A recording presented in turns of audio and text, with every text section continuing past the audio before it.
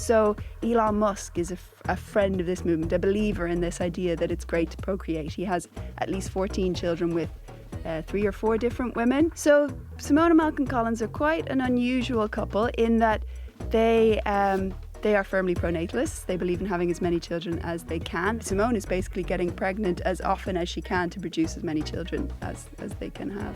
If people don't start having more babies, then civilization could collapse. That's the warning from Pronatalists, a small but growing group of people who are concerned about declining birth rates in developed countries like the United States. They say that fewer babies means fewer future workers, and that means a smaller economy where young people are struggling to take care of an aging population.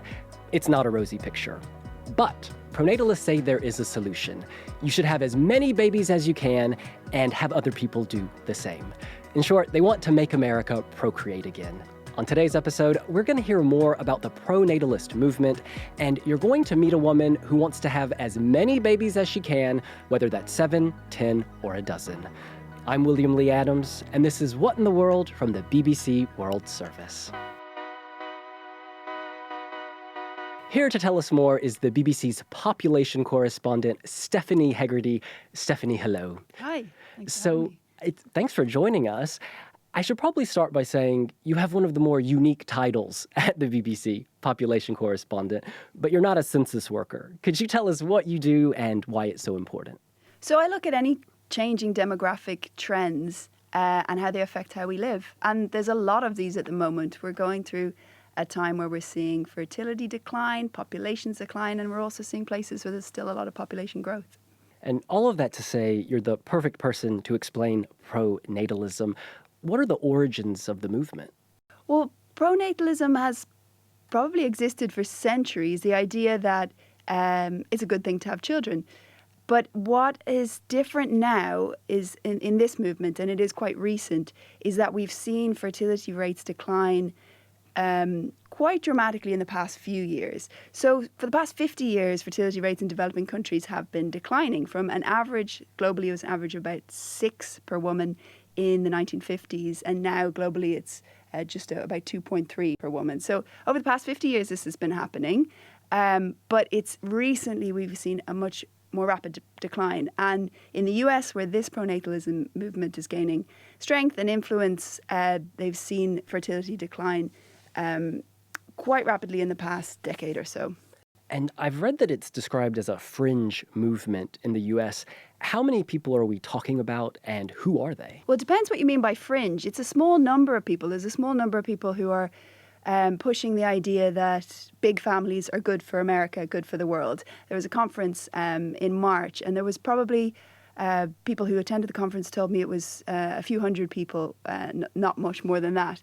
But they're not fringe when it comes to their influence, because these are people that are connected to some of the richest and most powerful people in the world. So Elon Musk is a friend of this movement, a believer in this idea that it's great to procreate. He has at least 14 children with 3 or 4 different women. So this is very much a philosophy of his. Peter Thiel, the founder of PayPal and one of the most influential figures in Silicon Valley, he's an adherent to this as well. And then J.D. Vance, the vice president, who also comes from this kind of Silicon Valley tech culture, he's an adherent too. He only has 3 kids himself, but apparently believes in big families. You've been meeting with one of these big families, the Collins, Simone and Malcolm Collins, in the U.S. state of Pennsylvania. Could you tell us a bit more about them? So Simone and Malcolm Collins are quite an unusual couple in that they are firmly pronatalists. They believe in having as many children as they can. They have 4 so far. They've had these children through IVF because of fertility issues. I believe Simone is pregnant with her 5th. And they want to have as many children as they can. And they're intimately connected with this bubble of tech entrepreneurs in Silicon Valley CEOs because Malcolm and Simone both worked in that bubble before, and they're tech investors themselves. But they have quite an unusual lifestyle in they live in this farmhouse in Pennsylvania.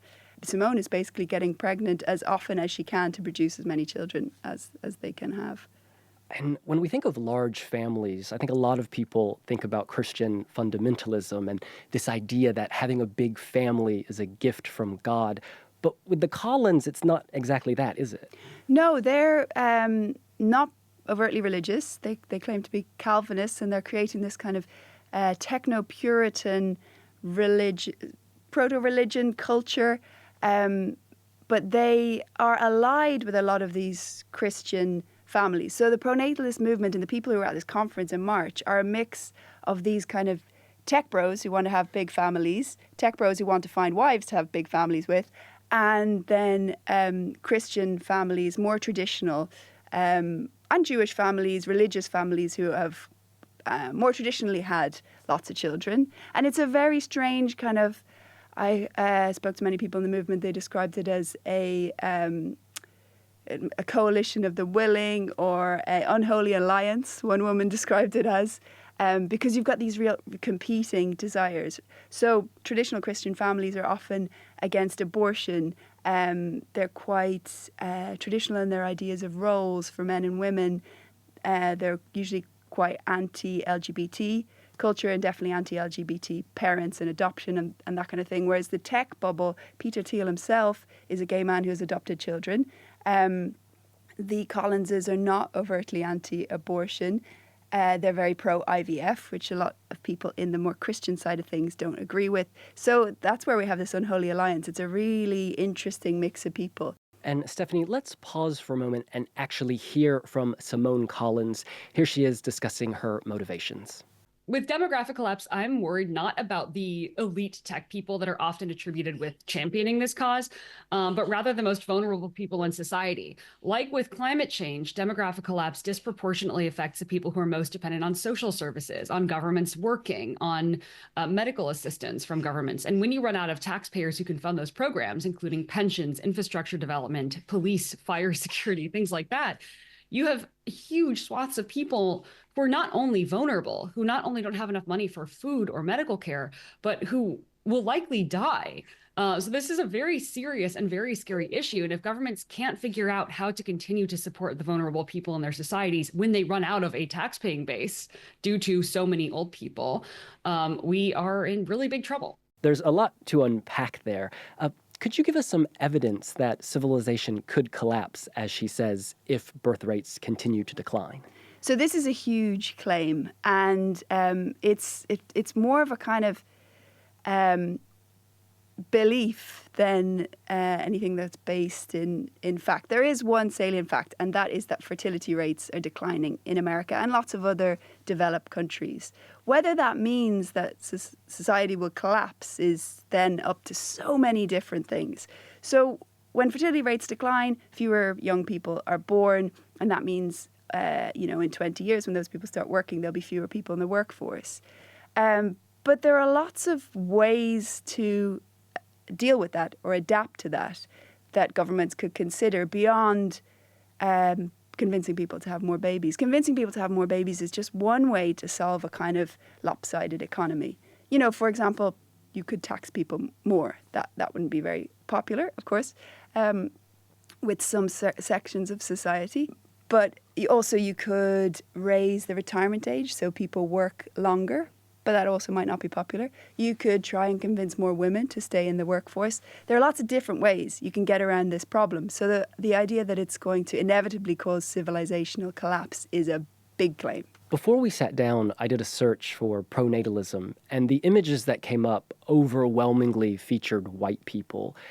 Is there any fear that this movement might be masking white supremacy or some type of desire to repopulate the world with white people? At the conference in March, there were several people speakers at the conference who have also written about or spoken about this idea of race science. So they say that there is scientific evidence that essentially black people are less smart than white people. And this is based in years of racist pseudoscience, essentially. So there is a very racist pseudoscientific underbelly to a lot of this. That is really quite disturbing. Another thing that comes up in this movement in their many blogs and YouTube videos and tweets is the idea of a great replacement. So this is the theory that white people in the US, in Europe, are being replaced by brown people and black people, essentially, and that this is a kind of conspiracy on the part of elites. This comes up all the time, and it's very racist, it's anti-immigration, though many of the people would deny that. Moving forward, do you see this movement getting bigger? Do you think that it will have an impact and people will want to have more kids? I think that people already want to have more kids, but there are barriers to that. Like we spoke about earlier, one of them is economics, money, finances, housing. And what this movement may achieve is to get the administration in the US to try and address some of those barriers. But it may not do that. It depends whether the policies that this movement are suggesting will be effective in removing the barriers that people are finding to having kids.